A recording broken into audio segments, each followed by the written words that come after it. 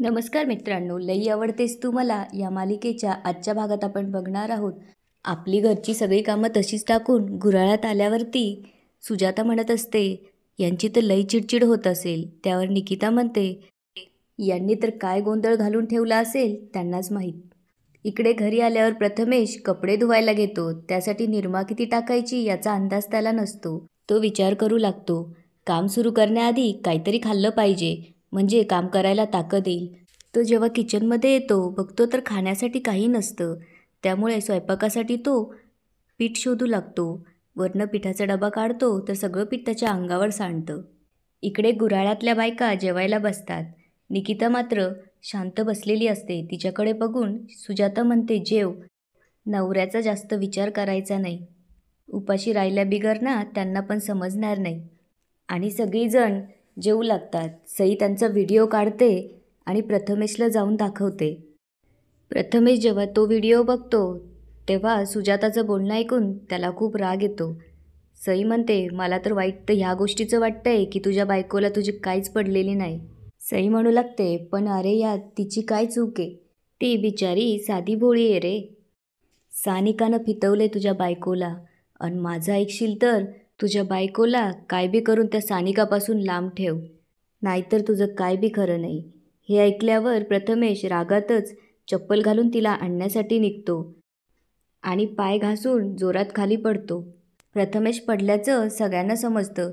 सुहास घाईघाईने गुऱ्हाळात जातो आणि सुजाताला सांगू लागतो, प्रथमेश पाय घसरून पडलाय. हे ऐकून सुजाताला धक्का बसतो. सुहास म्हणतो, चला लवकर. सगळेजण प्रथमेशच्या घरी जातात. गावची माणसं आणि सरपंच पण तिथे जमा होतात. सुजाता प्रथमेशच्या जवळ जाऊन विचारू लागते, अहो तुम्हाला बरं वाटतंय ना? जास्त लागलं नाही ना? त्यावर तो तिला ढकलून म्हणतो, खोटी काळजी दाखवू नकोस. आणि सानिकाकडे बोट दाखवून म्हणतो, सानिका, हे सगळं तुझ्यामुळे झालंय. गावातल्या बायकांना आता आमच्यापेक्षा तू महत्त्वाची झाली आहेस. त्यावर सरपंच म्हणतात, फक्त तुमच्यावरच नाही तर सगळ्या गावावर कब्जा मिळवायचा हिला. कधी सरपंच पदासाठी उभी राहील सांगता येत नाही. त्यावर प्रथमेश म्हणू लागतो, आमच्या सगळ्यांचा संसार मोडून काय मिळणार आहे ग तुला? कमळ म्हणते, एक तर स्वतःचा संसार नीट चालवता येत नाहीये, आणि आता सगळ्या गावाचा संसार मोडायला निघालीस वय ग. सुजाता म्हणू लागते, अहो तुम्हाला वाटतं तशा नाहीये तो सानिकाताई. त्यावर निकिता म्हणते, यांनी आम्हाला कधीच फितवलं नाही. यांनी तर आम्हाला वास्तव दाखवलं. एवढी वर्ष आम्ही फक्त गपगुमान जगत होतो, पण यांनी आम्हाला आमच्या पायावर उभं राहायला मदत केली या. त्यावर प्रथमेश सरपंचांकडे बघून म्हणू लागतो, बघितलंत का? अजून काय पुरावा हवाय तुम्हाला? मला तरी वाटतं या बायका कामाला नाही तर या सानिकाचं भाषण ऐकून भडकायला जातात. आणि ते म्हणू लागतात, आधी हिनं आमच्या नोकऱ्या खाल्ल्या आणि आता आमच्या संसारावर उठली वय. हे ऐकून सानिका म्हणू लागते, आज जे काही घडलं खरं तर त्याच्यावरून तुम्हाला तुमच्या बायकांची किंमत कळायला पाहिजे होती, पण नाही. लई सोपं वाटत होतं ना तुम्हाला घरकाम करणं? एक दिवस या सगळ्याजणी घरात नव्हत्या तर जेवणाचे सुद्धा वांदे झालेत तुमचे. आणि हे सगळं होऊन सुद्धा तरी तुम्हाला नाही कळली का हो तुमच्या अन्नपूर्णेची किंमत? आणि आज एकच दिवस फक्त त्या घरात नव्हत्या तर लगेच संसार मोडला तुमचा. पण रोज ह्यांच्याचमुळं तुमचा संसार टिकून राहत होतात हे विसरताय वाटतं तुम्ही. पुढे ती म्हणते, नवरा बायको ह्या नाण्याच्या दोन बाजूसारख्या असतात. एक जरी बाजू रिकामी असेल ना तर ते नाणं खोटं ठरतं. आज या सगळ्या बायकांनी तुम्हाला दाखवून दिलंय की त्यांनी ठरवलं ना त्या काही पण करू शकतात. सगळेजण शांतपणे ऐकू लागतात. सानिका म्हणते, आत्ता कुठं आपल्याला आपल्या गावाला नवीन दिशा मिळाली आणि आपल्याला लई मोठी ऑर्डर मिळाली. ती पूर्ण करण्यासाठी या बायकांबरोबरच मला तुम्हा पुरुष मंडळींची पण गरज आहे. त्याशिवाय ती ऑर्डर पूर्ण होऊ शकणार नाही. आणि ती म्हणू लागते, मी एक एक करून आपल्या गावासाठीच एक एक पाऊल टाकते, पण तुम्ही मला मदत करायची सोडून माझ्या वाटेतच काटे टाकताय. पुढे ते म्हणू लागते, आणि आता आपल्या गावाला वाचवायचं असेल ना तर आपण सगळ्यांनी एकत्र सोबत असण्याची गरज आहे. पुढे ते हात जोडून म्हणू लागते, मला तुमचा संसार मोडायचा नाही आहे, पण जर तुम्हाला खरंच असं वाटत असेल तर मी आत्ताच सगळं थांबवते. तेवढ्यात तिकडून एक मोठा आवाज येतो, मी हाय तुझ्यासोबत. आणि सगळेजण तिकडे बघू लागतात तर आप्पा त्यांच्या पायावर उभे राहून परत गावात आलेले असतात. आप्पांना ठणठणीत बरं झालेलं पाहून सानिकाला खूप आनंद होतो. कमळच्याही डोळ्यात पाणी येतं. मात्र सईला धक्का बसतो. सानिका पळत जाऊन आप्पांना मिठी मारते. सरकारही आप्पांजवळ जातो. आप्पा दोघांनाही जवळ घेतात. आप्पांना बरं झालेलं बघून मिनलला आणि सईला वाईट वाटतं. पण सई तिला खूप आनंद झालाय असं नाटक करू लागते. आप्पा सईला जवळ बोलवतात आणि मिठी मारतात. आप्पा सानिकाचा हात धरून तिला सगळ्यांसमोर घेऊन येतात आणि तिच्या डोक्यावर हात ठेवून गावासमोर म्हणतात, माझी सून गावासाठी चांगलं करतीये, त्यासाठी तुम्ही तिला साथ दिली पाहिजे.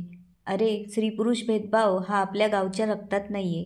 आणि ते म्हणू लागतात, मधल्या काळात तुमच्याकडून चुका झाल्यात, तरी बी मी तुम्हाला दोष देणार नाही.